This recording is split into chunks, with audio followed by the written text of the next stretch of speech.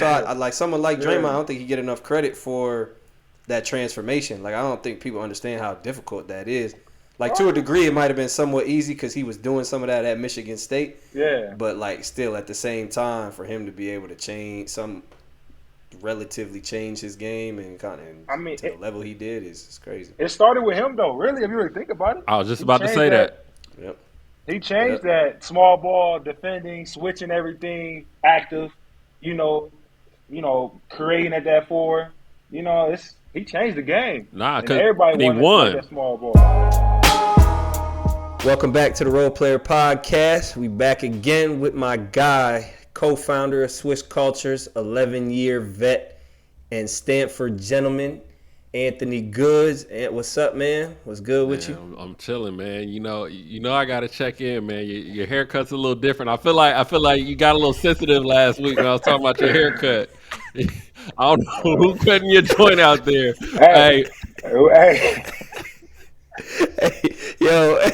Nigga had to go with the Kobe cut, man. Like, buddy, I looked at him. Low key. I had to go with the 24 cut, man, because it was getting a little low. But I was tight because he took it a little too low. And I was like, I looked at him after he did it, and I was just like, bruh. And he's like, man, I gotta even it out. I was like, nah, you just say you fucked up, my nigga. He definitely went to school with Kobe and Chris Paul's barber. Like, you see the hairline, but you don't see the hair. You see the hairline, but you don't see the hair. Man, this is my future though. This is my future. But man, look. Either way, we got to shout out our sponsors. Obviously y'all go catch this podcast on Eurohoops.net, Spotify, Apple Podcasts, and of course YouTube. It's presented by the one and only Swish Cultures. We got a special guest with us today. We got the 58th overall pick from the 2013 draft, a Greek Basket League champ, Greek Basketball League Cup winner, Israeli League champ, Israeli League Cup winner, French Cup winner, second team All-American in college, third team All-American, first team All-Big Ten, McDonald's All-American, and Indiana Mr. Basketball 2010. We could keep going and going, but we won't.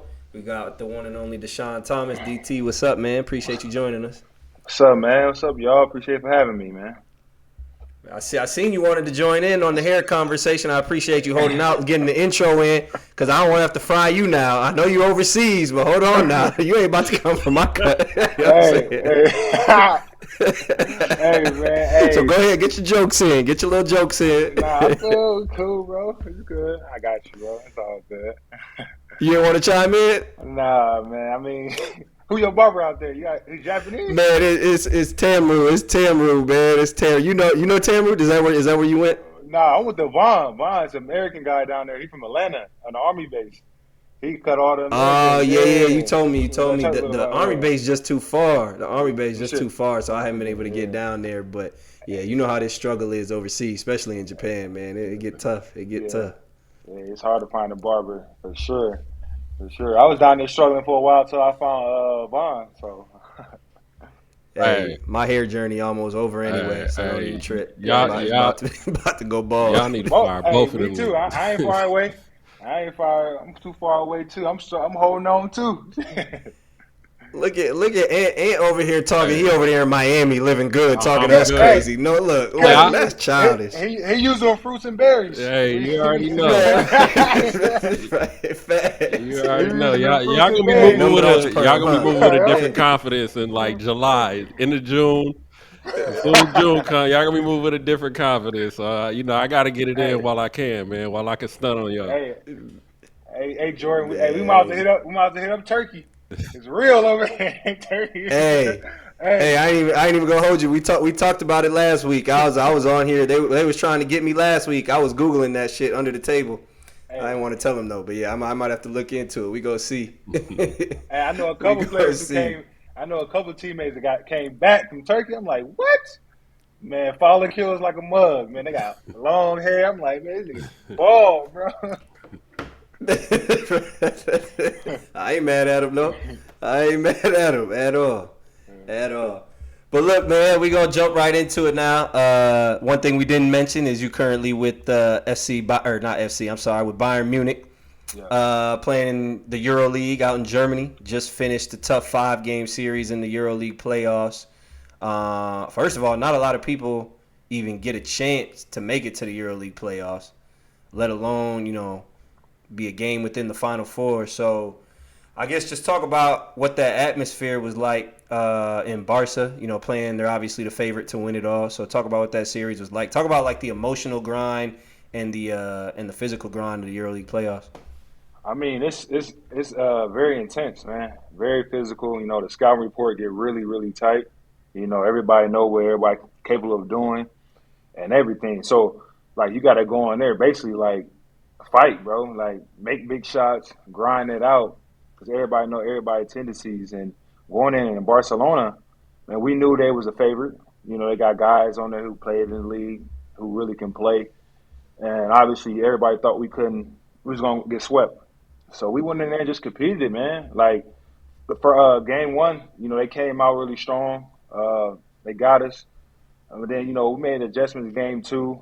Coach told us to go out there and no worries, go out there and play hard and play game, play with like a little bit of freedom. And he went through his rotations a lot too in the second game.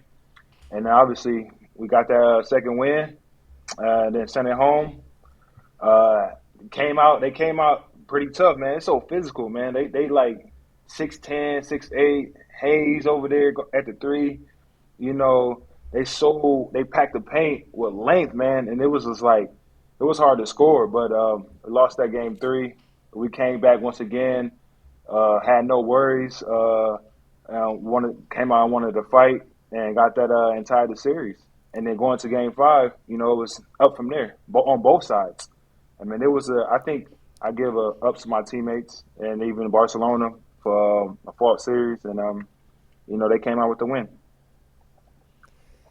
Man, talk about like so. I'm watching this Memphis series, right? This Memphis and Golden State series, and it's like both games are possession games. And for someone like Ja, he has 48 or 47, 8-8, and they tie the series.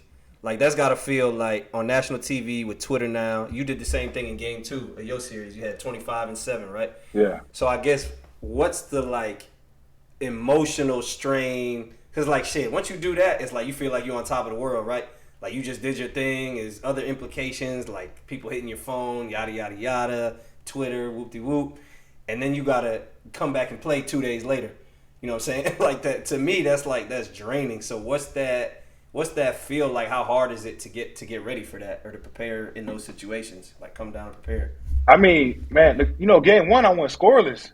And I was like, I never went scoreless like that in a game ever. You know what I'm saying, in my career. But that, and not to interrupt you, but that's the other side too. It's like you go scoreless, you got those emotional lows too. So I mean, so keep going. Yeah, my fault. Yeah, so like, man, I was figuring like, dang, like they playing great defense, man. They really physical.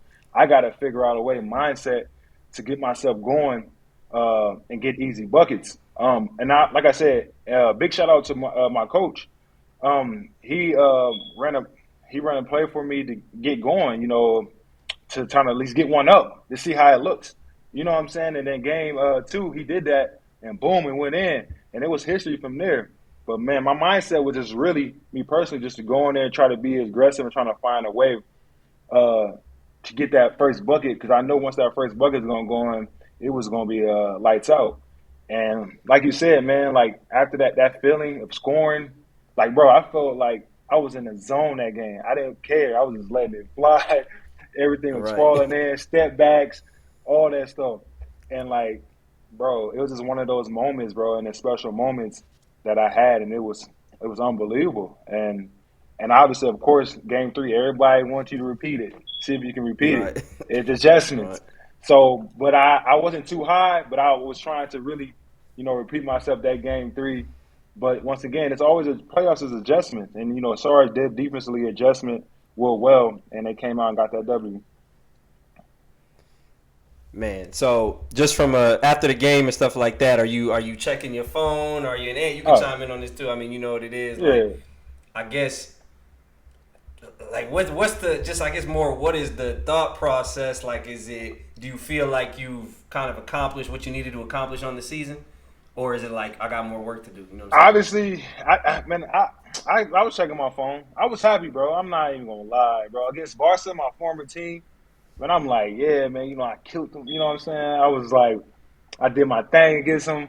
Like, man, and, for real, like, to be honest with you, like, people was like, man, you probably made some money after this game, bro, like, for next season. And I was just like, man, for sure. And it was against Barca. Oh, shit. Against Barca. So, man, yeah, man, I was excited, bro, but I had to, like, try to repeat it, bro. I felt like I had to repeat it, but man, obviously it didn't. But I fought other ways into that series. Yo, what differences did y'all feel in regards to going into that game 5? Like, I mean, we looked at, like, the game 5 last night, Yeah. and then y'all game 5. I mean, y'all was up. You know what I'm saying? And what I mean, what was the mentality going into that game? Like, do you felt like y'all had pressure, or y'all was just like all the pressure's on them?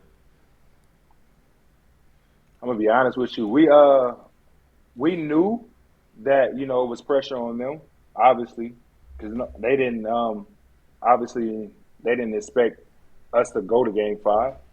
But coach did his job, and we did our job not to go in there feeling that like we got them. They pressured. You know what I'm saying? So we just wanted to go and do the same thing. We watched video of everything that we did in Game 2 and what we could do to beat them.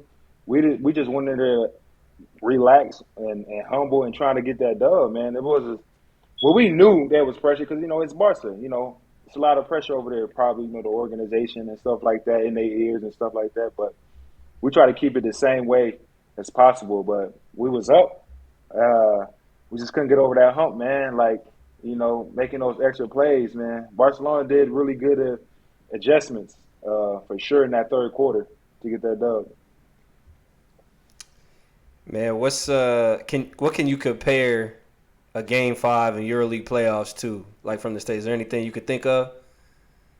Like specifically from back at the crib, like just from intensity, fan atmosphere, anything like that? Man, ain't nothing compared to that, man. I mean, especially there in Barca, man. It was loud. It was, you know, crazy, man. Even like I remember when I was there, I don't remember the Barcelona fans getting like that. Man, that atmosphere was, Yeah, you know they what I'm wasn't that saying, loud at all. bro? Like when I was there a couple years ago, man, they was just the atmosphere was amazing, bro. Like and every time they got a big three or a stop, it was going crazy loud, whistling. The fans was jumping up. The fans was like above us. Like, we could look up there. They just up there crazy. I thought they was about to fall off the Raptors, man. ain't I thought, ain't no like college, none from college, nothing nah, like that even man, close. nah, it ain't close, man. It was, Damn. hey, man. Hey, that gym was loud that Game 5 for sure. Yo, Man. if you had to rank countries in regards to, the most bumping fans, which one? How would you rank five? Rank five. Whoo, man, I'm gonna have to go. Man, I'm gonna have to go probably. Who? Red Star, Serbian fans, #1. Bro, I remember my rookie year, bro, like going there with Partizan. Man, that was loud, throwing batteries, quarters, had big old flags around. For sure, Serbian fans #1. I go Greece fans #2. Our Panathinaikos fans is lit, litty. Greek fans is lit. Even the Olympiacos, like, it's getting loud in there. 3, I gotta go Tel Aviv, Maccabi. It gets loud in there too.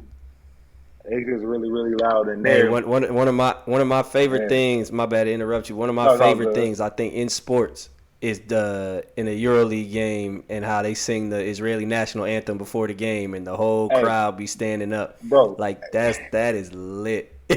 Norris Cole was my teammate, bro. He started singing this song. He remembered the whole words. It was like motivating Yeah, him, bro. Like so when we was there in yeah. Maccabi. So yeah, man. Like Maccabi fans, like that song, they get lit there. I'm gonna say 4. I can go. I can go Spain. Probably Spain. And it's tough. It's tough for that 5 one though, for sure. Who the last one? I was tough for that 5. Ah. Yeah, man, it might be. That far one is tough. Mm. We say Yeah, not even Russia. Russia don't get loud like that. Italy in big games Yeah, Italy get get kind of bumping. rocking. Ah, Italy get bumping in big games.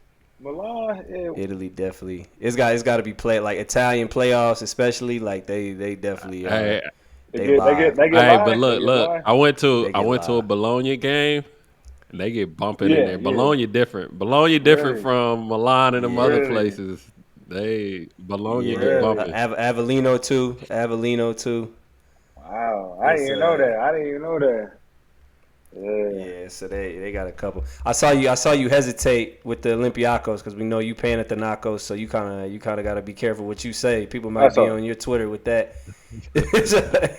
Like, Listen, but bro. I think one thing I said that Panathinaikos had the best fans. Got played there. Then Olympiacos fans hit me up like, oh, hey, blah blah blah. Like we have the best fans. You suck. I'm like, come on, man. I'm like, I played there, bro. Like I seen it. I had that experience, man. So like, for sure. listen. You should. We got to see last night. Any fan base that is gonna boo Kevin Durant, and he's not I ain't playing in the playing. game. Are not even playing in the game just because he's there supporting the other side, supporting a friend. Is some wild ass That's people, right. man. That is some wild ass people. Hey man, Greek fans, man, they just I mean they know the game, man, so they take it passion, man. There's so much passion there, bro. Like they love it, bro. So they gonna always be on you, bro. Like I remember my first year, I was I was playing okay the first round of the Euroleague. I was getting everything, bro. Like go home. Why are you here? You can't do this. You can't do that. But then again, soon that second half of the season started killing. Oh, we love you, like blah blah blah, all on you. So they want you to do good, bro. So you have to do good. And that's a lot of pressure there too. I'm gonna be honest with you, because you got the fans. Obviously you're in an organization that had history of making winning championships. So it's a lot of pressure. So you gotta live up to that for sure. Yeah, no doubt, no doubt. You playing in the game five. Who to you is the best player still left in the EuroLeague playoffs from the top eight? From the top eight, you That's give me three. three. That's Give me still your in. top three That's still in it, right? that made it to the playoffs. Okay. Players. Woo. Yep. Man, I mean, you gotta throw Mirchard in it. You gotta throw Mirchard in it.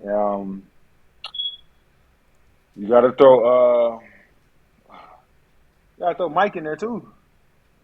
You gotta throw Mike for sure. Let's see. That third. Will I be too cocky if I say myself? Never Will I Hey, be we too here cocky for if all I say that. myself? Never Will I be that. too cocky if I say myself? I'm gonna throw myself in there, man. Like just because, man, what I can do out there, and I've been playing in this league and actually having good numbers years, and I think I can put myself out there. I'm a mismatch nightmare out there when I got to get the opportunity and chance for sure. Yo, I think there's a lot of great forwards in EuroLeague, man. I think it's For one of sure, the everybody talks for about the guard sure. play, like the guard I plays agree. guard play is great, but when you I talk about agree. like Vezenkov and Melly, like yourself, Miritich, I mean Yeah, guys that can Shingalia. Singalia, Shingali, guys that you can get score on for the sure, outside, inside. Like I don't think the for forwards sure. get enough recognition. Like who would you say is someone like the forwards, like let's say outside of Miritich, who are some of the other forwards that are like really hard to guard, and for what reasons? Whoo, let me see. Forwards. Let's see. Hmm. I mean, we named Shingali. But outside, But like, let me see. What makes Shingalia so tough to guard? I Yeah. mean, because he's physical, man. He's so physical. He's athletic. Um, he go that strong right. I mean, he's just one of those physical guys on all the offensive rebound. You know what I'm saying? Like he great in the post, ceiling. I mean, that's tough there alone to guard somebody in the EuroLeague. Who else? I mean, I'm gonna be honest with you. Will Thomas. I mean, he old, but he tough. I mean, they said it's gonna be me when I get old. They said it's gonna be me when I get older. But hey, they said it's gonna be me. I ain't gonna hold you. You definitely ain't guarding like Will Thomas. You gonna go get a bucket. On one side of the floor. Defense like that. I tell everybody he's a little different. I'm gonna go get a bucket, bro. But he's tough though, man. His turnaround jumper is like cash money. Like, I'm gonna be honest with you, like Prentice's though, I mean, don't get it twisted. I mean, he's a legend, so you can't knock him out. Full work, use both hands. You know, I played against him, you know, when he was in his prime, he was tough to guard too. But yeah, man, the forwards are, man, I don't think we get enough club either, man, 'cause especially like you said, we can shoot it. Some of us forwards shooting 41% from three. Yeah. Come for on, sure. Man. I mean, I looked at I was watching Vezenkov yesterday, man, and it's just like he got that that quick trigger from three, and he cuts so well off the ball. He cuts like a guard off the ball. Like, I mean, he's a 3-man playing the four. He's a 3-man. Like, he cuts so well, and then he plays so well with Lucas, you know. So that connection is unbelievable. But he came in these 2 years, man. He put in some work. And, man, his name is buzzing for sure. And, man, he worked really hard. And it's all about that system and that coach giving you that light and that freedom, man. And once that happens, it's golden. Right. Sure. Man, Shingeya is a dude who I'm surprised never tried to make a jump to the league. Hey, yo, I don't know. I could be wrong, but I mean, I thought he could have. What you think, Ant? Nah, I think he definitely could have made that jump. I think like with him though, you know, when you look at like what he does well, like he doesn't necessarily blow you off the charts in regards to his athleticism or his quickness. You know what I'm saying? It's good at the Euroleague level, but you know what I mean, when you start thinking about the fours in the league, like you got some really like athletic fours that can really put the ball down. Like, you know what I mean? You got Draymond playing the 5 these days. You know what I mean? The NBA is getting smaller. So it's like I think some of the fours are a little still more traditional, you know what I mean? Whereas and I don't really think he has like the wiggle like that. You know what I mean? I don't think he has the wiggle in regards to the NBA, but I mean he does present a lot of problems. I mean, as we all know, it all comes down to fit. You know what I mean? The right team, right situation. I mean, sure. I mean, because it's small ball, so I mean, as you can say, you can fit the four. You know what I'm saying? The league now, for sure. A lot of guys can. I mean, I'm gonna be honest with you. I like Voigtman too, man. From Cheska. I mean, 7-footer, athletic, can shoot it. You know what I'm saying? I mean, space the floor. Yeah. I mean, hey, bro, we can't. He has some issues. He has some issues on defense. Hey, I ain't trying to. I know that, but you know, I don't want y'all. I know you're gonna edit it out, but yeah, for sure. He does, but I mean, offensively though, he'd be a problem though. Man, and Luke Sigma out there crafty than a mug, boy.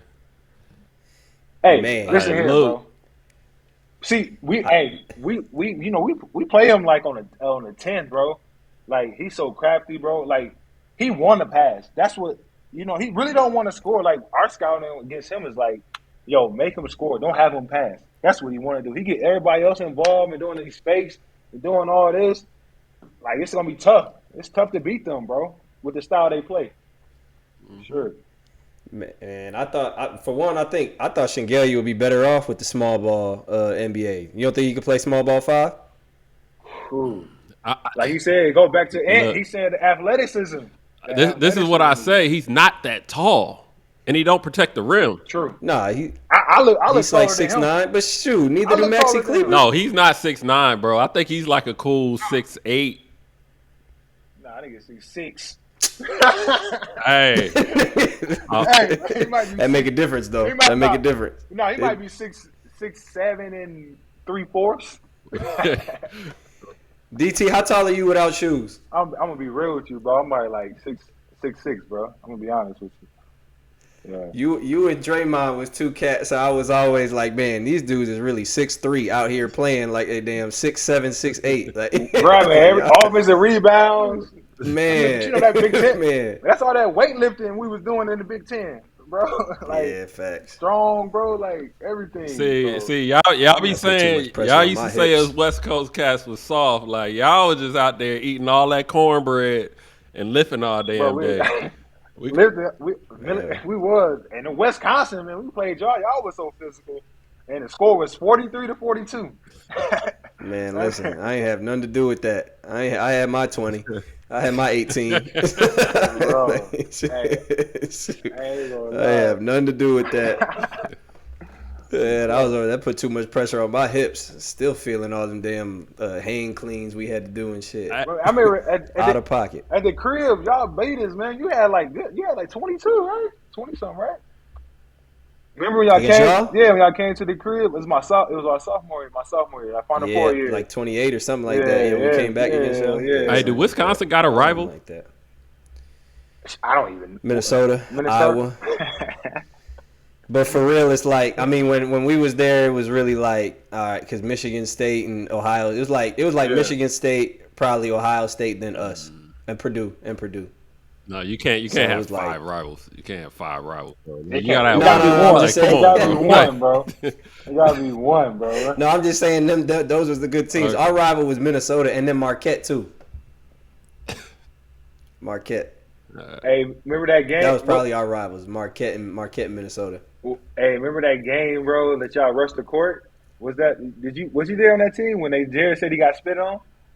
Well, you was on there for sure. Yeah. For sure. Hey, that was loud in there, bro. That was loud in there. I think that was the loudest. Coach Ryan to this day says Sully was lying. Man, we gotta get Sully back on here because we asked him about it. Sully said he wasn't lying. Coach Ryan talking about, I went in here and watched all the cameras. He's lying. I was like, bro, in the last 5 minutes, that's what you did right after the game. So like, hey, he spit on me. So I'm like, he spit on you, bro. I'm like, damn. Man, look. But yo, we go. Moving on, y'all been watching Winning Time, the series? Either one of y'all or the Magic docu? Hey, Matt, or Magic. No, I got shit to do. I got shit to do. I haven't. Sorry, but go ahead. Hey, Bus was the real one though. Bus was the G, bro. He was the one. Jerry Buss was a real one, man. I saw Candace Parker a couple weeks was talking about who's going to be that owner like Jerry Buss for the WNBA, but that's a different topic for a different day. I guess they talked about how Magic passed up on Nike. They kind of touched on that and said he lost out on $5.2 billion. And it makes me wonder, like, damn, how would the NBA landscape have changed if Magic would have taken Nike and he was the first Nike athlete instead of Jordan? Ooh. Like, how does that change? It's a hypothetical, but how does that change? How does that change, I guess, the course of the NBA, or I guess the narratives around the GOAT, if at all? Man, that's tough. I mean, it would have changed a lot, bro, for sure. I mean, would Jordan been Jordan? Huh? I mean, but look would Jordan been Jordan? Think about it. Like, once Magic got AIDS, would Nike have dropped him? Once that narrative came out, would Nike have dropped him? You know what I'm saying? And then that's good. And then they probably still would have went after Jordan if Jordan wasn't like locked into a long-term contract. But you know, I mean, I think when we think about these things, I mean, Magic was that dude. You know, who's that dude? I don't fault him for not taking the deal and stuff. Like, it's easier to say it in hindsight, but you know, back then you didn't have the same access to information, or you know, it was still fairly new. Like, you know, you can't really fault him for that.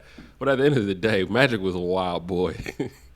You know, I mean, for any brand, no internet, no nothing. Like nowadays, you get if that Magic was like right now doing that nowadays, and he would got caught, then Nike would try to take it away from him. You know what I'm saying? Yeah. I mean, look what, you know what I'm saying? They were trying to take it away. Yeah, now that would have been a scandal. I mean, for sure. I mean, what? I mean, hold on. Did Tiger Woods? Did he keep his Nike deal, or did he keep his Nike deal? Yeah, I think he did. Nah, did he drop it? Did he? Did they? I don't think Did they. they I don't drop think it? they. They didn't drop him. They They didn't drop They him. didn't. Oh, okay.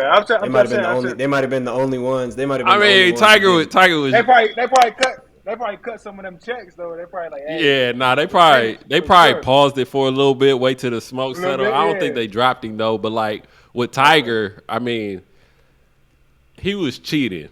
You know what I'm saying? Like he cheated a few Yeah. times, and like, okay, they caught him 20 times. Like, you know what I mean? So as far as we know, he probably had sex 21 times in his life. We don't know that. Magic was out here having orgies, and he got a venereal receipt for that. Like, you know what I mean? It's different. It's different. Magic was out here. Magic was the Disneyland of sex, man. That man was out here fulfilling all people's fantasies. I mean, whatever you need, whatever you need. But I think like what the repercussions for Nike might have been worse than for Magic at the time, just because it was such a new company. Yeah. Like, would like even if they went after Jordan, like would that be too much to recover from? You know, I read that. I don't know if y'all read this book Outliers, pretty much talking about how Nike is like the timing and it was just the time for a shoe company like that, and for Michael Jordan, just a perfect synergy and timing for all that. So it's just always interesting to talk about that stuff. But who y'all think is going to be, I guess I asked that because Magic was kind of the first star. So DT playing Euroleague, who's the next Euro star up? Like who's the next after Luka, after all those dudes? Like if you had to guess. Big fella from Asville. Victor. Yeah. I mean, the size, he can shoot, rebound, he athletic. He blocking shots from the baseline to the 3-point line. So, and he doing flares. He catching flares. Everything as a 7'1", 7'2". Man, that's next protege right there for sure. Yeah, bro, for sure. For sure. He's a lot. Yeah, he's a lot. I think you already know. Everybody's like, oh, he's little, but that weight gonna going to the league. You know what I'm saying? It's gonna get there. You know what I'm saying? But like, man, he got the potential, man. He's skilled. The stuff he doing guard stuff at 7'3". Come on. Yeah, he's tough, man. I think Do you agree? I think he just impacts the game on both sides of the floor, and like as soon as he's on the floor, it's not even like he's playing that much. But you know what I'm saying? Like you look up and he's got like 2 steals, he's got like 3 blocks, who knows how many deflections. Like, you know, when you watch some of these Asphalt games, they trying to like throw the ball, like just trying to skip the ball across court, and like he's like tipping it, you know what I'm saying? And he on the weak side, just throwing his hands up.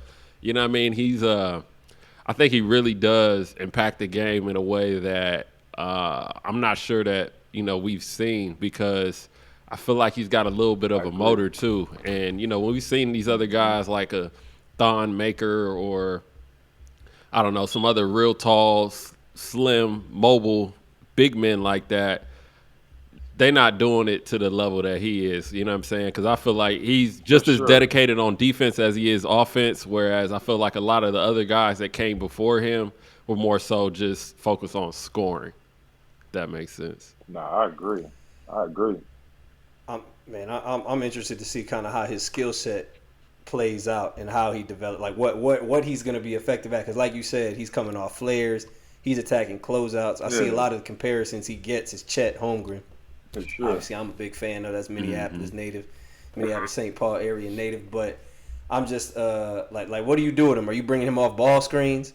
Like, are you like what you doing? That with is him? like, is he just a ISO score? Like what? Wow, hey, it's tough. Like shit, you can put him anywhere.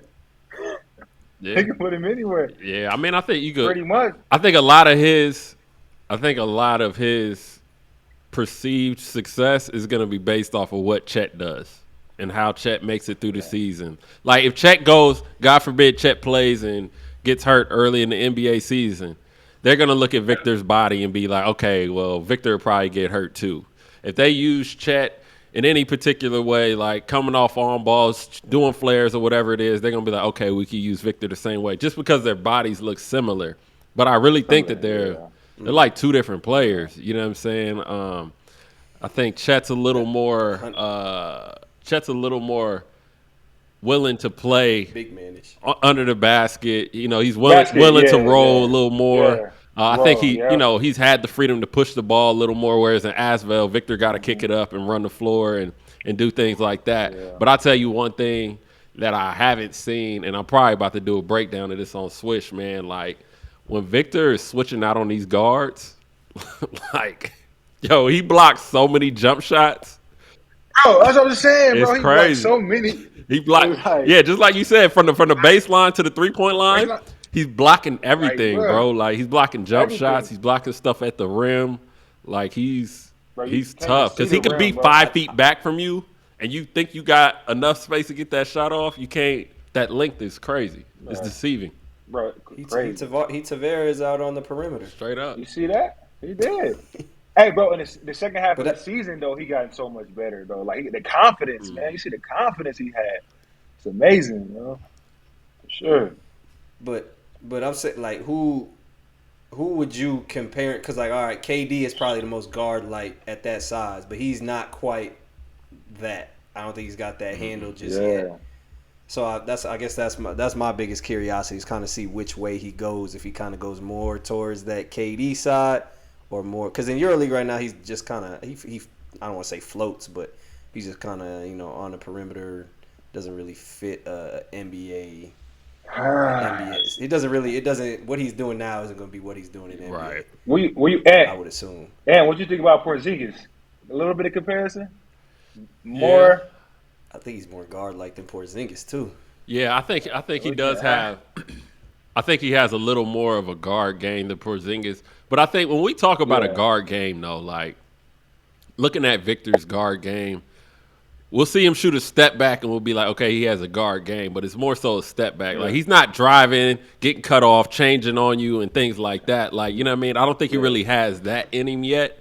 But, I mean, he does have a step back, you know what I mean? And I think that's where, Victor's game is a little guard-like. And that's where, like, KP wasn't necessarily like that. And also KP came up under a different era where they wanted – KP was a little more like Chet to me. You know what I mean? I think Chet got a little more guard game than him. But, and I think Chet is just completely different in a different ball game as well, man, because, I mean, Chet, he starts the break. He pushes it, fast break threes.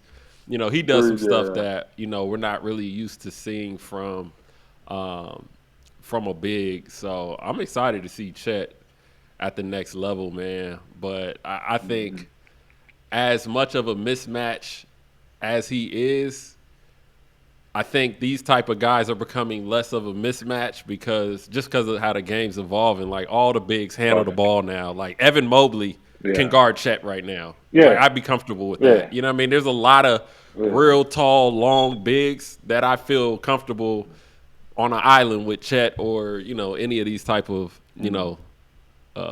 guard-oriented bigs, man, or versatile bigs. Sure. I agree with you. I agree. Brandon Clark can guard Chet, I would say. Draymond could guard Chet the way the game is. Yeah, the way the game, Draymond out there hacking boys, though. Beating boys up. He out there beating boys up, boy. Hey, Draymond got one of my favorite career arcs in NBA history, man. That dude done went from a 3-man to a 5-man and defensive player of the year to Hall of Famer. I mean, that's crazy. That's crazy. I mean, the game changing, man. That small ball. Everybody like to see that small ball, man. That's why I came out a little too early. Yeah, there's a lot of dudes, but I think that's why I like someone like Draymond. I don't think he get enough credit for that transformation. Like, I don't think people understand how difficult that is. Like, to a degree, it might have been somewhat easy because he was doing some of that at Michigan State. Yeah. But, like, still at the same time, for him to be able to relatively change his game and to the level he did is crazy. It started with him, though, really, if you really think about it. I was just about to say that. Yep. He changed that small ball, defending, switching everything, active, creating at that 4. He changed the game. Nah, because he won. That small ball. And that was the thing. I feel like that was like, I feel like Draymond winning is what kind of really started to like move the whole thing into a different trend where it's just like, yo, you can win a championship playing small ball with the, with the smaller forward, and there's so much more you can get out of that. Just having somebody else that can facilitate, off of the pick and rolls and things like that. And I think you saw it like in those early Golden State championships, like you saw it with I remember, I forgot what series it was. It might have been the finals, but I remember David Lee hadn't played like the entire time, and they put him in, and they put him in a short roll situation, and he was just finding guys, just diming people off, and that's what Draymond does. In short roll situations, he can distribute, and when you got shooters all around you, you can win. So I think that he definitely started a trend, and once they started winning, everybody bought in. Everybody bought into it, for sure. So I remember when they was talking about doing that Kevin Love trade, and it was like, I remember people were talking about at some point it was like when the Cavs were playing the Warriors, and it was like Kevin Love or Draymond, and for me it was all right. Kevin Love was probably more talented offensively, but Draymond, just like you said, changing that, made that position or made that type of player was invaluable now in the NBA. You know what I'm saying? So it is really crazy. You deserve a lot of credit for that. For sure. But with the NBA draft coming up, and Victor's coming out. Is this Victor year? No, it'll come out the next year, the following year, right? All right, so Chet will be the number 1 overall pick this year. But right now, you're seeing a lot of people transfer with the NIL rule. Obviously, seeing European cats come into the draft. Do you think that the NIL rule is taking the pride or the sense of urgency out of getting drafted? If that makes sense. Man, so look. The reason we brought this up, man, there was a tweet from Jonathan Jones, and he had tweeted during the NFL draft, and he was saying that ain't none of these boys crying. They got that NIL money already, and I guess it might be like, think about it, like getting drafted was like. It was so monumental for a lot of players, and I would imagine it was because, like, okay, I get to change my financial situation. I get to achieve my dream and play on the highest level, but also I get to change my financial situation. But having kind of changed your financial situation ahead of time, like, does that take the pride out of, So it's like, look, think back to when you got drafted, as happy as you were. How happy do you think you would have been had you have had like 500,000 or 400,000, maybe 400,000 by that point? I'm gonna be honest with you, bro. Like, I had a kid at the time too, so I had my firstborn. But I'm built. I'm built for a different cloth though. So like, if I would have got that money, bro, I think I would have continued. Like, I would got drafted, and I would still been working, bro. Like I love basketball. I love to play. I think I would have invested that money, put it to the side, and got drafted. Been happy. You know what I'm saying? Because that's one of my goals. That was one of my goals, to get drafted. And I think I would have just kept working, bro. For me, you know what I'm saying? Because I was just raised and born like that. And I had a goal. My goal was to get to the NBA and get drafted. So I think if I would have had that cash, I would probably have been smart with it. Probably invested, but still been happy that I got drafted and kept on working. For me, I'm just. I know I was young. No, I hear you. I'm the same. I'm the same. I mean, I know a couple of cats. Like, cats are different. Cats will probably be like, "Shoot, I got this 500. Let me ease on." You know what I'm saying? But I'm just different, bro. Like, and I feel like in some players that it affects some players too. I think so too. I can honestly say, like, I ain't never played basketball for, like, because of money. Like, it's more, to me, it's always been like about the craft, trying to be the best possible, be as good as you can at it. And money, knowing, I mean, obviously money's gonna come with that. For sure. Like, a certain level of money is gonna come with that. But I think, to me, it's always been that's always been a little depressing. Like, as getting older, you start making those decisions. Like, nah, let me just go get this check. Right? For sure. Like, for to sure. me, those are depressing decisions. Like, I'm like, damn. Like, for sure. Sold out. For sure. Sold out. Yeah, man. So I guess if I would have had the money from NIL, I think. What you would have did? It's a hard decision. Shoot, if I could go back, I would have came out a year earlier than I did. I wouldn't have gone back for my senior year. I didn't really understand, the NBA. I didn't really understand go when you're hot type thing. You know what I'm saying? Yeah. So after my junior year, but if I would have had the money, I'm still. I think the ultimate goal was always the NBA, right? Yeah, So I would have. I obviously would have kept working. I probably would have. I would have had a sense of urgency to get to the league. That's just me. That's your goal. I'm not chilling. That's your goal, bro. Yeah. That's we dreamed of that. We didn't, like you said, it wasn't about the money. It was just about trying to get to that goal and getting the opportunity to be in the league and get drafted, and then that money comes. That was our goal going up, bro. You know what I'm saying? So I felt like if that money did come, I still would I still gotta get to the league. You know what I'm saying? I got something to prove, I think it's important too to understand if money is the goal, even so, it's you would be silly not to understand that by getting to the league, even more money is going to come through that NIL. But to Ant's point, it's easy to get complacent when you got $500,000 in your bank account at 19, 20. Nah, but buying $3 drinks at the cake. But let's just think about the history of basketball though. Think about how many players have made it from inner cities versus the suburbs, at least the good players, you know what I'm saying? So it's and a lot of that does have to do with tough times, tough circumstances, and that affects your ability to grind. You step on the court with a different hunger. You step on the court with a different hunger in your workouts and everything else, knowing okay, I need this job to feed my family versus, okay, I love this job. I need this job because I love basketball. I'm not saying that it's just okay, if you're playing for money, I feel like it's just an added benefit.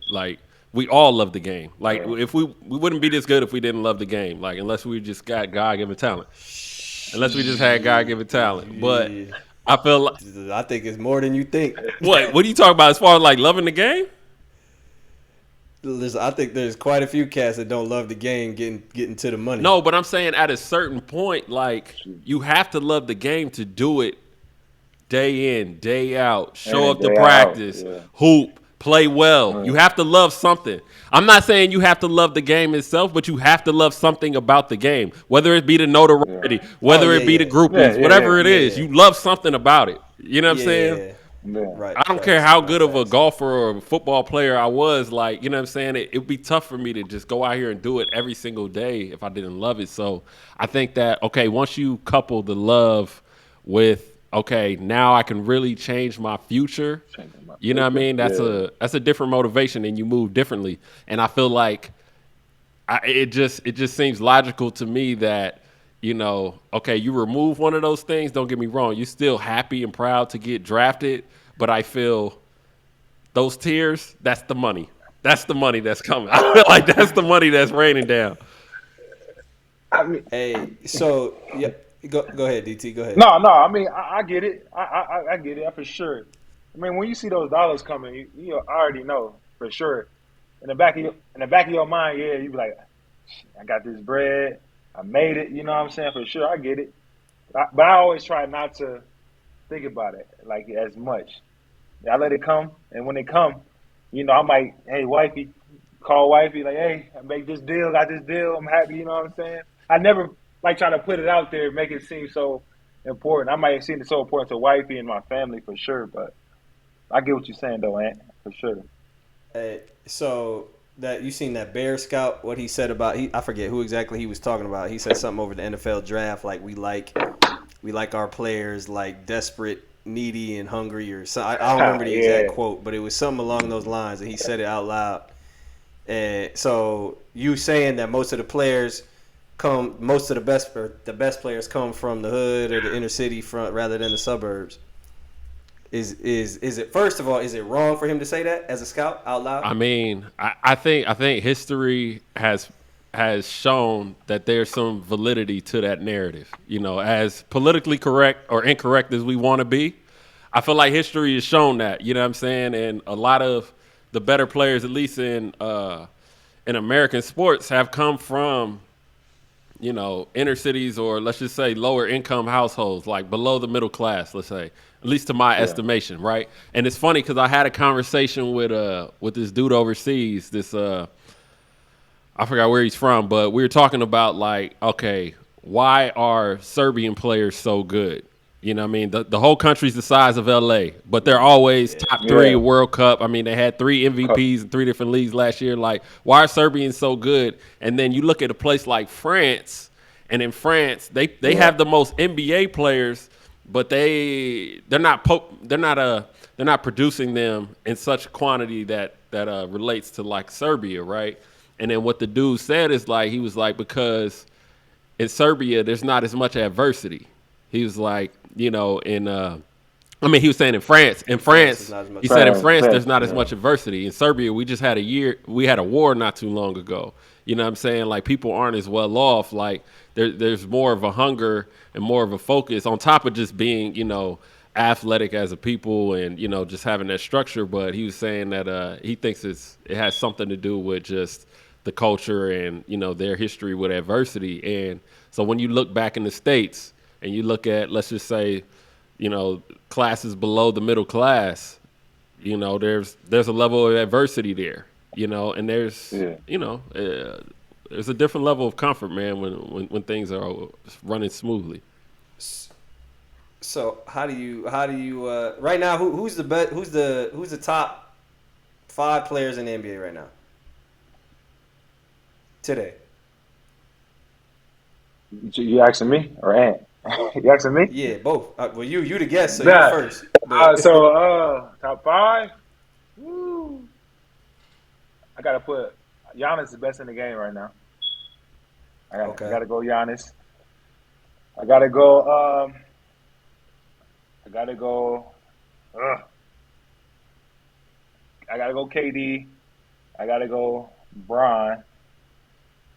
My 4th. So they get a little tricky right here. They get a little tricky right here. This where they get a little tricky.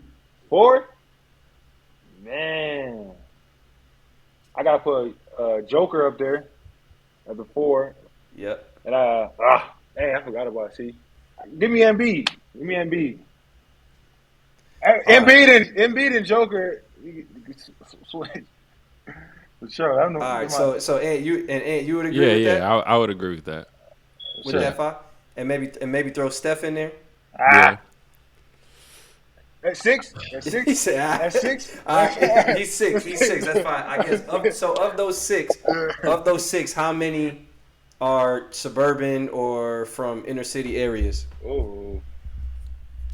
I mean, you could say. I mean, look at Giannis' background. Yeah, okay, so you got Giannis, Jokic, you got Giannis, Embiid. Yeah. Embiid for sure. Is Embiid? He came from I don't know Embiid's background like that. Africa. Hey, man, we uplifting Africa on here. There's money in Africa. Nah, it is. I mean, have you seen? We're not saying it like that. Like, from Africa. Did you see Embiid old photos? Nah. Embiid. And who else do we say? Suburban Steph. Bron. Inner city kid. Bron, yeah. Look. We said KD. We said KD number 2. KD inner city. So 5 out of the 6. Yeah. And then after that you got guys like Clay, like Book, like you got Luka. You got Luka. You got Ja. You got to put Ja in there. So I guess I asked because I feel like that's becoming somewhat of an antiquated idea. Like, I would say that historically you're right, but I would say that is changing to a degree. Okay, but if we were to test that, among all 450, all 450 NBA players, and let's just say Euro Cup and Euroleague too, just to throw in all high level. Yeah, I mean, if you start equating like, you know, all 450, I mean, I just wouldn't imagine that. And I'm not saying that cats from the suburbs don't make it. Clearly they do, you know, especially these days because, they got more resources. You got training. You got, so many other things. But I think the gap may be closing, but I think it's still probably more heavily in favor of the inner city kids still making it. Okay, and then the last thing would be, is that more of like a racial thing? Is it simple math that, black people, we probably the best athletes, and we are the lowest on the socioeconomic scale in America. So does it have to do more with the idea that you're coming from less, or just you have a genetic advantage from birth? Good question. I think it has to do with I think in today's NBA, I think there's still like remnants of like, historical, like, okay, I think like you're right in the sense that, okay, back in the day, you probably everybody pretty much had the same resources. It wasn't the trainer era. You know what I mean? You weren't out there getting trained. Everybody just had to go to a park. You had to go to the gym and figure it out, right? So obviously the kids, from the inner city that had that edge were just better. You know what I'm saying? And, they rose to the top. Whereas now I think kids have a lot more access to training and things like that, and everybody's seeking that. So that's why I say that the gap is probably getting smaller. So like, okay, I think it's pretty easy to see that, black people tend to be the more athletic if we're going to go by like just races and skin color and things like that. But I think the true advantage in a skill sport like basketball is skill. So, and I think to get skill, a lot of these guys are getting shortcuts by going and getting, the finest trainers and things of that nature. So I think that, I could see the scale start getting flipped where, guys from, but then again, like, even kids from even kids from the inner cities are getting handouts because we think he's going to be great. You know what I'm saying? So maybe the scales aren't going to tip. Yeah. I think the gap will get smaller, but I don't think they're going to go in the opposite direction because trainers will work out a kid from the inner city for free, just knowing that, okay, I see something special in this kid, I'm going to give back. You know what I mean? Yeah. But those are still the outliers. Like I'm from my bad DT before. No, you go. I'm from Minneapolis. Like in Minneapolis, the kids in the suburbs are the one. Like Chet is okay. Some people call him a city kid. Some people, Chet. Tyus Jones, Trey Jones, I guess Jalen Suggs is a city kid, but a lot of the cats, Paige Becker, she's suburbs. So where I'm from, a lot of these kids that's coming out are suburb kids. So I guess I've had this conversation many times before. So I'm just always wondering, like, is it flipping right now? But DT from Indiana, what you think? I'm the inner. I can say I'm the inner. One of those inner kids, man. So like. I think, my thing is that I had a good circle around me too, bro. Like I had good people around me that put me in the positions that knowing I was going to come in and, be potentially great at what I'm doing, get drafted. So I think a little bit of that had a bit part of it too. If I didn't have that access of people around me, then it'd probably been a little bit harder for me to, get that recognition.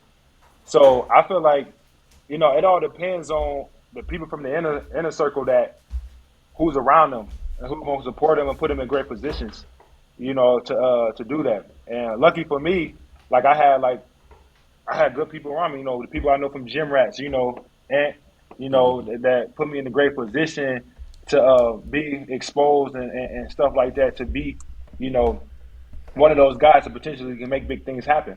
I think it all depends for the inner people to have that circle and that connection. And for the suburbs people, I feel like they have that connection already growing up, coming in. Parents know somebody that can get this kid, into a workout. Like you said, a trainer with this guy who knows a lot of NBA guys, and they can see that. So I think it goes both ways. I think a little bit of the suburbs kids have that access. It depends on the inner circle of who they have around them to get to that next level. That's no doubt. That's how I see it for sure. Yeah, no, that makes sense. That makes a lot of sense. That's interesting. We could go on and on with that. For sure. We could talk about that for hours. Sure. But being from Indiana, I think y'all got some underrated talent too. Like just off the top of my head, yourself. Mike Conley, Greg Oden, Eric Gordon. Who am I missing? I know I'm missing. I mean, obviously Larry Bird. Obviously, who else? It's a lot out there, bro. You got it's a lot. The Plumlee boys came from there. There was the Plumbing boys coming out. Plumlee boys. With Trey Lyles, right? Trey Lyles, Teague family, sure. Teagues. Yeah, they got some. Yeah, they got some hoopers out there. Got some hoopers for sure. So is there any legendary like Larry Bird stories that come out of Indiana? Like, you know, it's like how people got the MJ stories or Gordon Hayward from Indiana too. Yeah, Gordon Hayward. Yeah, we tripping. Yeah, we tripping. Yeah, Gordon Hayward. Do anybody got like the Larry Bird stories? Like they got the MJ stories? Is he a legend out? Obviously he's a legend, but is he revered out there? You know what I'm saying? Like first time I met Larry Bird. Nah, I mean really. Nah, not that I really heard of. All I know is that Larry Bird used to talk trash. Like, even in college. I heard even in college he was talking trash. Like, everything. That's the only thing I heard. Like, he was a big trash talker and everything. Pretty much. I really didn't hear. I was hearing too much about, like, all the other cats, you know. Yeah. Sean Kemp, and all them. You know, Sean Kemp, Indiana boy, too. You know, so. Is he? Yeah. I didn't know he's from out there. I didn't know Sean Kemp was from Indiana. Yeah, he's from Indiana. I feel like Indiana might be the most segregated state by basketball. Like, is that, like, I feel like, real shit. Like, real shit. Like, the Midwest and the South, I feel like are somewhat like that, just in general. You know what I'm saying? Like, segregated, I say just, you know, people, you know what I'm saying. But you got your black people hooping with your black people, and your white people hooping with you, for the most part. But I feel like, was there any type of tension like that coming up? Like y'all, the Indianapolis schools versus, you know, Carmel or whatever it was. Like Josh McRoberts too. I forgot about him. That's another Indiana. That's yeah. I mean, for sure. I mean, I think coming up it was like that. I mean, obviously we go to the parks. You know, you had your white kids and you had your black kids down there dunking, doing everything. And the white kids down there looking, you know, being a little scared a little bit. But, I mean, it is. I mean, in a way, growing up. But I'm not going to lie. Playing against them kids in, like, Carmel in high school, it was tough to beat them, bro. Them kids played hard, man. They played hard. It was like Hoosiers for real. Like that movie is real. Bro, listen, shooting that thing, double teaming, like, hey, they played hard, bro. So, like, I mean, it was very segregated a little bit growing up, but I mean, I think it's a little bit everybody, you know, coming together. You will see a couple, you know, white kids, black kids playing together, you know, having fun. But I think when I was growing up, it was like that for sure, especially playing in high school. Yo, look, Hoosiers is the worst basketball movie of all time. Bro, you're hilarious. And it's not close. Like, it's not close. Like that. I went to a private Catholic school. I'm a suburb kid. That's why I'm over here caping for the suburb kids, man. And one of my best friends, white kid, his parents made me watch Hoosiers. And I swear I'll never forgive them for that. You didn't like that movie? You didn't like it? That movie sucks. Man, that movie's trash. That movie is trash. Hey, bro, you funny, bro. Maybe watch Gene Hackman for 2 hours. Like, trying to colonize the hoop movie industry. Hey, we was good with above the rim. I felt like that was a hate crime for real. I should have pressed charges. Top 5 basketball movies. Top 5 basketball movies. Oh, top 5. I can name 5. I don't know about top. I can name 5. I feel like He Got Game got to be in there. He Got Game got to be in your 5. Above the Rim got to be in your 5. Okay. Above the what? Not? You don't like Above the Rim? 5. You don't like Above the Rim? I love Above the Rim. That movie sucks too. That movie is terrible. Wow. You ain't seen, dude. Hey, listen. I'm just saying, you ain't seen the clip that was just on Instagram. A number 54 throwing the ball to number 54 full court pass. Okay, hold on. We're not talking about the action in the basket. You don't watch a basketball movie and watch basketball. Like you over there watching the basketball. These clips got to be choreographed correctly. Coach Carter? Coach Carter? No, my bad. Keep going. Above the rim in there. It's in there. Yeah. So above the rim, he got game. Yeah.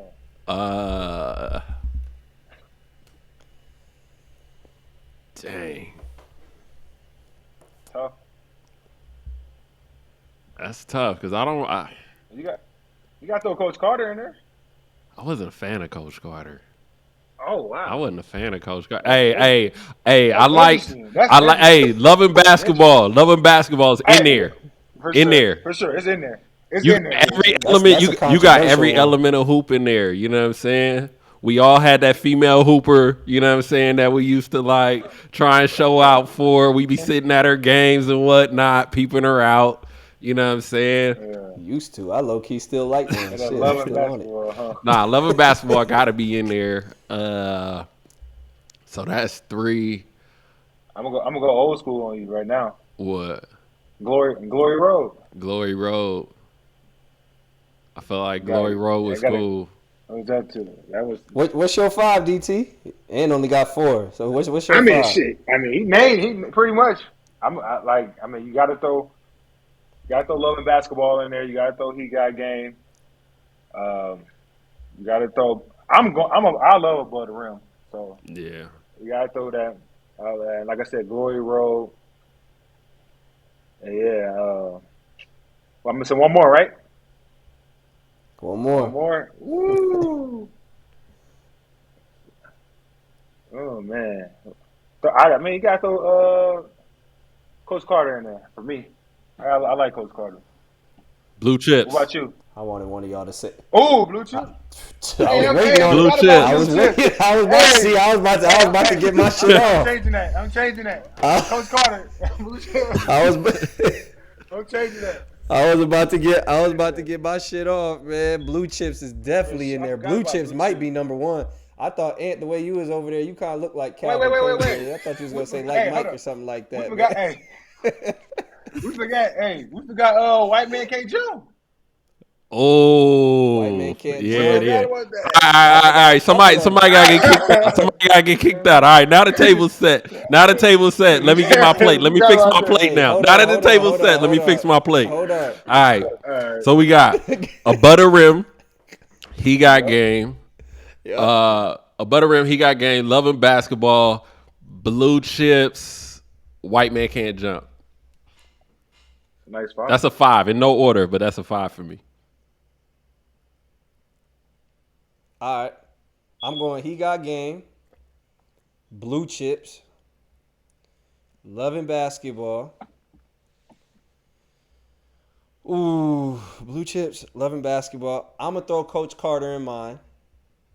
You said Coach Carter was And then number 5, I got to go with the classic. Space Jam. Space Jam is in the. I don't care. It's a kids movie. It's a kids movie. I don't care. Yeah, you might as well do Air Bud or like Mike in there. Space Jam. Listen, Space Jam. You gonna be playing Space Jam for your kids 40 years from now. That's a top 5 movie. I ain't saying it's top. You talking about the first one or the age, second one? It's a top 5 movie. You talking about the one with LeBron? I love Bron, but nah, that shit was trash. I lied to you. That might be below Hoosiers. Which one? The New Legacy might be below Hoosiers. Oh, that might be below Hoosiers. I enjoyed it, but nah. You enjoy Hoosiers, man. Above the Rim is up there. Above the Rim is a cult classic. Like Above the Rim is tough, but it ain't top 5. How is it not top 5? Yeah.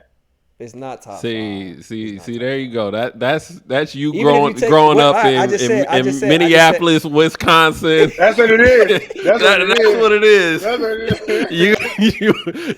You ain't have enough colored friends. You ain't have enough colored friends. You ain't have enough colored friends. You ain't getting enough butter rim. Listen, that's why I always had to fight inner city kids, because that's their first go to. As soon as you do something they don't like, oh, you from the suburbs. Like, so Hey, I'm from the bird. I'm from the birds too, but I'm an instigator. You know what I'm saying?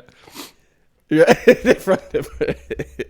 Hey, but nah. What movie Above the Rim is better than which one of those? Even if you take out Space Jam, you got Coach. It's better than Coach Carter. It's better than Coach Carter. Chips. Yeah, it's better than Coach Carter for sure. It's better than Coach Carter. Yeah. Above the Rim is better than Coach Carter. Yeah, it's better. Coach Carter is the Remember the Titans. Look, I'm not trying to be inspired, bro. I'm not trying to be inspired. Like, honestly, no. I need some drug activities. I need some single parent households. Like, I'm trying to watch some ignorant shit. Like, yeah, I lose a game. He went and got the strap. That's what I'm talking about. That's what I need. That's what I go to. When I want to watch a movie, I want to watch some drama. I'm not trying to watch a movie. I watch a documentary to get inspired. I listen to a podcast to get inspired. I'm not trying to get inspired by a fucking basketball movie. Man, that's why they know he about to get inspired by these answers. I'm telling you that right now. You know, that shit, it's tragic. It's tragic, man. But look, man, we gonna finish up. And you got paycheck, rain check, man. Somebody's paycheck's taking a rain check, man. We're gonna take it back, man. Draymond Green got fined for flipping off the fans for after he took an elbow in the game 2 of Memphis, and this is kind of becoming a trend as Kyrie did the same thing. He got fined $50,000, and I guess my question is, do we feel like players are paying a little too much attention to the fans? DT. Ooh, man, I mean, me personally, I think, I mean, a lot of guys are sensitive, man. A lot of guys take the words that fans say to heart, man. You know what I'm saying? It depends on how that person is. I think, man, they have a right to say something, man. I think so. But, I mean, I think I wouldn't flick nobody off, but I think they have the right to say something. Like, you know, if it's to somebody, a security, like, yo, watch that person. You know what I'm saying, or say something to him, he's cussing, or you know what I'm saying, because these fans do get out of hand, man. So I think you have the right to say something, but I don't think about like flicking them off or, you know, throwing something at them or whatever. But I feel like they have a right to say something for sure about that. But you know, in a way, what you think, JT? Man, look. I've always been from Wisconsin. Suburbs. Listen, we established on this podcast early. I'm from Minneapolis. I ain't from Wisconsin. I'm from Wisconsin. Hey, you got a Wisconsin top 5 for basketball movies. So you from Wisconsin today? What? They said a Wisconsin top 5. Man. Nah, but I've always been on the side of like just go hoop. Yeah. Like talk to the fans, talk your shit, whatever. But there's like a level of a decorum that always needs to be kept. But that being said, I guess to go back on what we asked you earlier, just kind of about the emotional toll on players. Like I can't even imagine. You know, we got a little bit of taste of you getting a taste of it. Pause in Europe and in college, but you know, these dudes go on Twitter. People are in their Twitter DMs. They on their Twitter mentions. They on them on Instagram. People probably at them, and some people, the bold might be at them in person to a degree. Like, they really cannot escape this. They really cannot escape fans no more. There's nowhere to go. And, like, the emotional, mental toll that takes on you, I can't even imagine.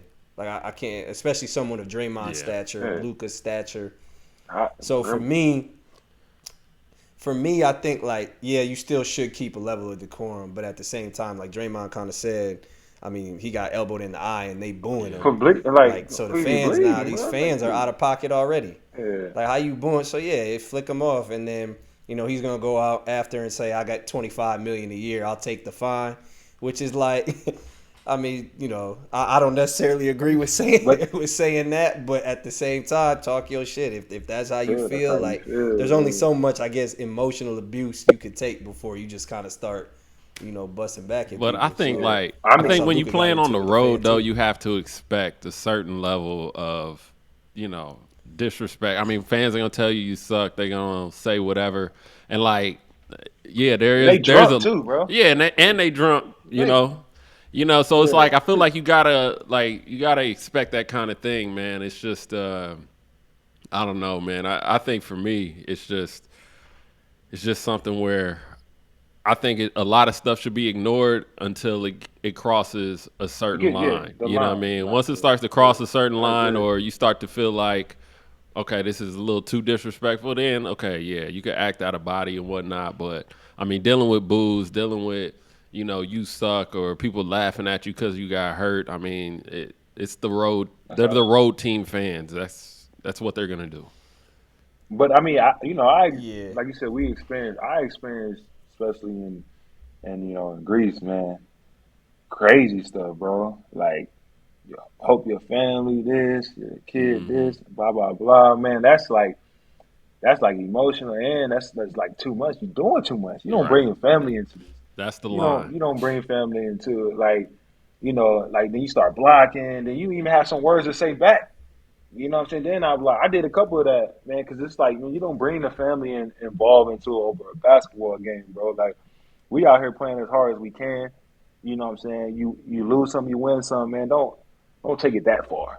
To bring your kids involved, like, and that was crazy from my early on in my year in Greece.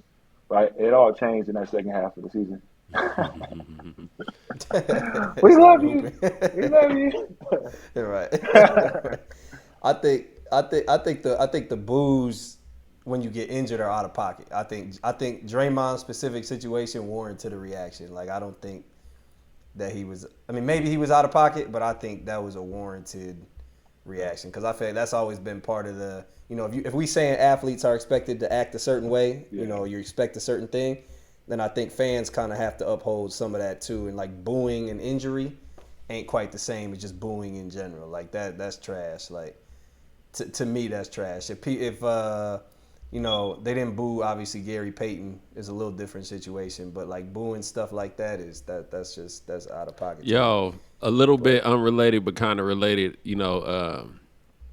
Jimmy Butler got fined for doing the pelvic thrust, the air humping in the I think it was at the end of the Atlanta Hawks Atlanta Hawks game, and it was funny because Joel Embiid did the same thing after like a foul. He didn't get fined, but yo, like I mean, I and the Miami Heat got fined for turning it into a GIF. The Jimmy Butler the Jimmy Butler thing, man. But I feel like, man, I could turn on TV and see sex nowadays, right? You know what I'm saying? Like I can literally Yeah. watch like a show that comes on TV and see like two people having sex. There's even gay sex on TV these days. But, this guy's getting fined 15,000 for air humping. You know what I mean? Like I don't know. I just think Yeah. it's a little excessive. Like I guess yeah, I get it. They're trying to uphold the image, but I mean, I think we're a little past that level of sensitivity. Yeah. I, go ahead, I DT. mean, it's after the win, right? After the win, right? It was like a big play or something like that, and then Play, what I yeah. mean, he was Play, messing yeah. around with his teammates, and then the cameras caught him. You know what I mean, on the Yeah, I sideline. mean, nah, I mean, he shouldn't get no fine for that. I think so, man. I think you getting hyped with your teammates, that's probably was the move that came to his mind right there. You Right. know what I'm saying? Like at the time, and he wanted to air hump and get hyped. I mean, but doing it with his teammates. I mean, I think I think at that moment he shouldn't have got fined because he was doing it with his teammates and getting hyped. So, Right. I mean, I think if he was doing it at a fan or something like that, like I Right. said, Right. Right. No, it's I get that. different. You know what I'm saying? In front of the camera at a fan, while the fan standing there or a little kid. But he's celebrating with his teammates. We getting hyped. I, On to the next one, I think. next round. I think that fine is warranted. I think that fine is warranted because I think, like, I hear what you're saying. I hear what you're saying, but at the same time, there are literally 10 million other things you could do to celebrate that, like other Hey, other than air hunt. The monkey hey, like, like I balls. said, it was a first. It was yeah, the first like thing come to on, mind. man. Like he got to be quick about it. He had to be quick. Yeah, you got to take that out because like Not the at the end of the Dougie. day, it's still right. You do something. Like, come on, fam. Like, what you doing? That's the first thing that come to your Hey, mind. All these kids out here, like, come he must on, have thinking man. You about something Jimmy else. He must have Butler, thinking like, about something else I after the get like, game. I get it, but yeah, they might have to hit him with that little. He might have to take that one over the head. But taking it back real quick, last thing. Have y'all ever dealt with a fan that's a gambler? Yeah, I mean here in Europe. Yeah, That might be the funniest shit of all yeah. time. I've had fans hit me after games talking about you fucking You owe suck, me you 600, bitch this, bitch 600 that. Call me. euros. I've been called the N Like, word by European, and I'm like, oh I'm yeah, laughing because I'm just like, bro, what you? I look at the page and the dude is from like, he'll be from like Dubai or something like that. And I'm like, yo, what you mad about? bro. And I'll hit him like, what's up? And he'll just keep cussing me out. Yeah. And the next day, this happened to me like 2 or 3 times. The next day, they'll be like, I'm sorry, man. I was just mad, upset about the game. I had money on it. I was like, Dude hit me up you like, cool. yeah, I you guess. lost me 6,000. You can afford to give it back. I can't Yeah. afford it. Like, come on, bruh. Like, come on. You making this and that. I need that. I'm like, come on, bro. I mean, shoot. Like, people these days are crazy, man, with the Want you to gambling. pay them back Like gambling. for they debts. Like, For they F you, debts. man. Hey, I mean, I think just now, what was the last home game? I think it was game 4, yeah. He was like, oh, man, you couldn't score 7 more points? You owe me, like, come on, bro. Like you couldn't score 7 more points? Like, come on, bro. Like, is it that serious? Hey, I got friends that are gamblers, and I'll be watching the game with them in like NBA games when like I got a friend who hates Pat Connaughton because I think in the bubble I think it's Pat Connaughton in the bubble there was like 3 times where the Bucks had to cover whether it was 10 or whatever, Yeah. and Pat Connaughton dribbled the shot clock out instead of taking a shot. And this dude hates Pat Connaughton. Nah, I was it like, be damn, running man, deep. that Baseball must player. over $75 Nah, though. no, cats be mad, man. I had a dude in college, man. He was an older guy, but I known him since high school. He used to always call me, when I was at Stanford, like, man, like, how's everything been going, man? How's practice been going? Like, you guys Yeah. feeling good for this week? I'm like, yeah. He's like, everybody's healthy and stuff. I'm like, yeah, man, we've been, this, that, and the other. And then after I graduated, I found out he was a gambler, and it all made sense. I was like, this is why he was calling me, like asking all these Calling questions. Like, questions, I'm thinking yeah. he really care about like what's going Get on you over on here. But trying to get you on the NCAA tutorial video. That's what he hey, was trying to man, do. Kind of Arizona crazy. State, Drake making all that money gambling.